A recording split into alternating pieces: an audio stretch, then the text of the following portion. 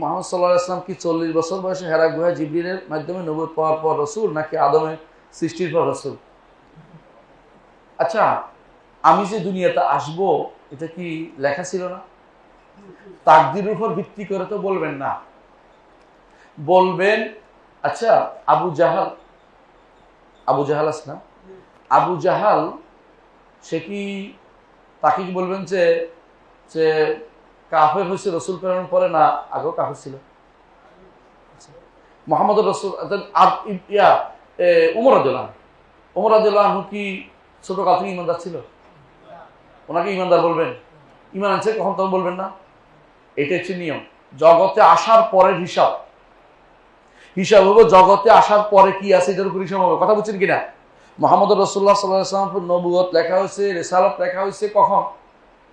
আদম আলাইহিস সালামেরও আগে, তখন আসমান জমিন সৃষ্টি করছে তখন লেখা হয়েছে। ওইটার উপর ভিত্তি করে তো হিসাব নিকাশ না, আপনাকে বলতে হবে পৃথিবীতে আসার পরের উপর হিসাব নিকাশ হবে। কথা বুঝছেন কিনা?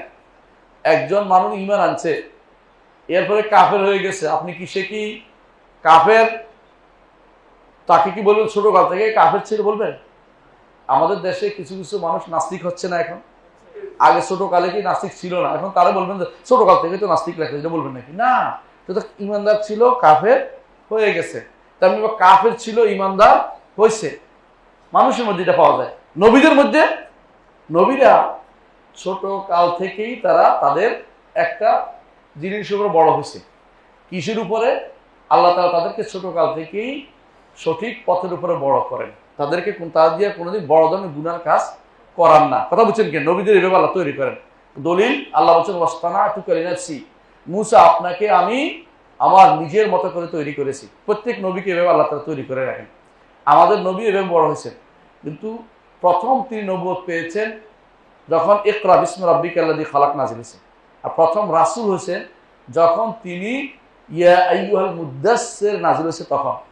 নবুয়তের সময়ও রাসূল তিনি ছিলেন না, রাসূল হয়েছেন মুদ্দাসসির নাযিল হওয়ার পরে।